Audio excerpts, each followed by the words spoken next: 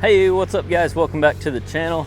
In today's video, we are going to be mounting base plates for a handrail. We're building this handrail on site for the Black Hills State University College here in Spearfish, South Dakota. I'm up here helping my brother with mid-state welding, and me and Howard are here. Howard's here helping me. We've got all our base plates laid out where they need to be. We've got a couple here on the steps. We're fixing to drill some holes and use some strong tie as a, anyway, it's a concrete. It cuts its own threads into the concrete, so that's the kind of concrete bolts that I like to use if I have the option. I like it because it's cleaner. Let me show you one up here. It's cleaner because all you see is a hex head up here versus what I call the older style, what I grew up around whenever I was doing concrete work. The older style, the threads were poking up and it had a wedge on the end. You put the wedge down in here, and whenever you tightened your nut, you put a nut over the threaded end. Whenever you tighten that nut, it wedged it, you know what I mean? That's what held it in. But the thing I don't like about those types is you see threads up here. Sometimes they're different lengths, and it's just not as clean as a normal hex head.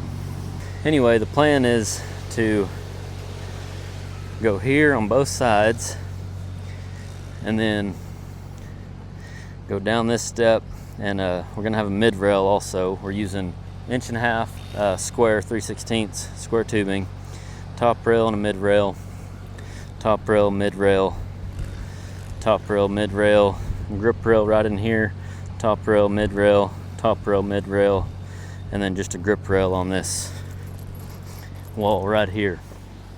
Just a grip rail that ties into this top rail, mid rail, just a grip rail down, and we'll mount to the side of that stem wall. You ready to rock and roll, Howard? Always. So I'll keep this one since it has a clip, that way I can fall in. Sounds good.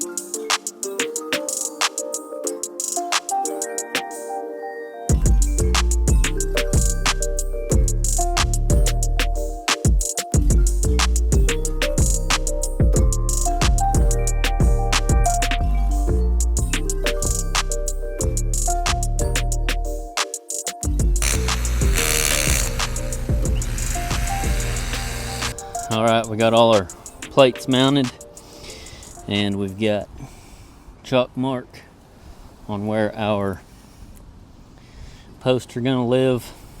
One of the reasons it's good to build stuff on site, I mean, this isn't like I don't know, it depends on what it is, to whether it's critical or not, but this concrete has a little belly in it. And I seen that the other day whenever I was out here looking at it. I was standing down here and I could tell that it had a little belly in it. And we just ran a string line from here to that other plate close to the truck. And sure enough, that string was up off the concrete, you know, like that far. So these middle posts will be a little taller than our end ones. At the end of the day, if we would have built this ahead of time, the rail just would have had a sag in it, or we would have put some shim plates underneath it, you know what I mean? So the whole concept of there's more than one way to skin a cat, if you will. You know, there's ways around certain stuff like this, but that's one of the reasons why I believe Rodney chose to build this on site versus ahead of time. I'm not sure. Another reason could have been because of the access. You can't get a long trailer in here very well. We pre-cut some things and we put it on this shorter trailer that my brother has. But yeah, the access wasn't too great here, so that could have been another reason he wanted to build it on site. But I actually like building stuff on site, so I'm enjoying it.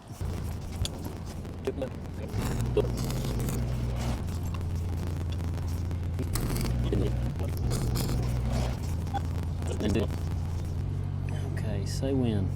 Good.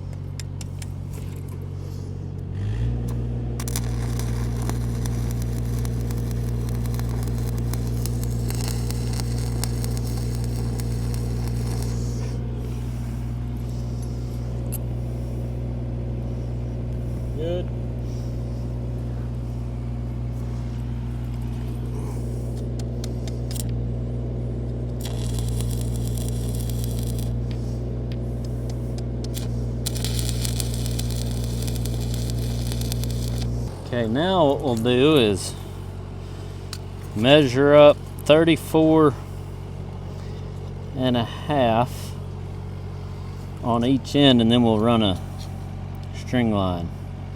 Go ahead and mark this one while we're here. The reason we're doing 34 and a half is because I'm going to set that this on top, that 1.5 inches, to make a total of 36 high. It'll technically be a little taller in the middle because of the sag. Okay, now we can get a speed square and transfer this mark.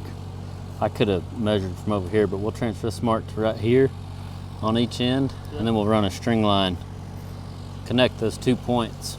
We go spin that knot around. That would probably work, but I try to spin that. See how I looped that? The way, ideally it's supposed to get tight, but on this smooth material it doesn't always. So I spin that all the way around, just so that it's as tight as possible, and then we can move this. You know what I mean, on our mark. If you'll hold a little tension on that, I'll go tie this. That's interesting. Yeah, buddy. We're gonna need to be longer. You're on your mark down there? Yes, sir. Okay. Yeah, you can go ahead and mark that on the string line. Okay. Mark the top of the string line or the bottom? Just kind of. Try to mark where the string line is? Yes, yeah, just as close as you can there. And see, check it out. Look how much it sags.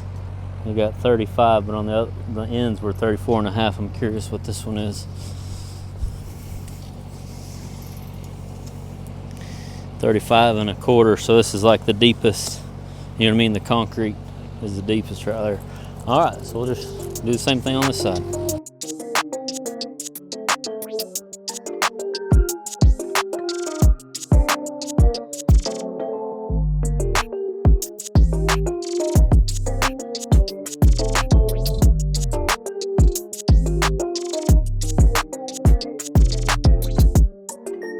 Doing a fine job, Howard. Fine job.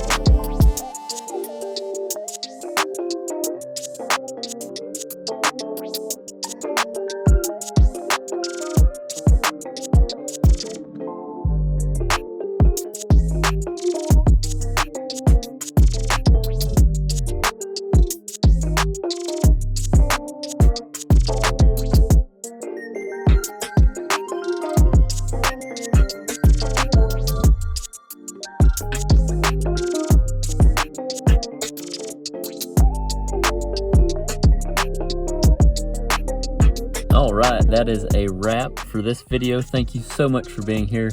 Come back and see us next Friday for the final reveal, or part 2 of this handrail. See what we learned. And if you're new around here, check out our website, or even if you're not new around here, check out our website, arosswelding.com, for more helpful resources and or tools or other things you may need. I hope you learned something. I hope you have an awesome day, weekend, whenever it is you may be watching this. And remember, learn something every day.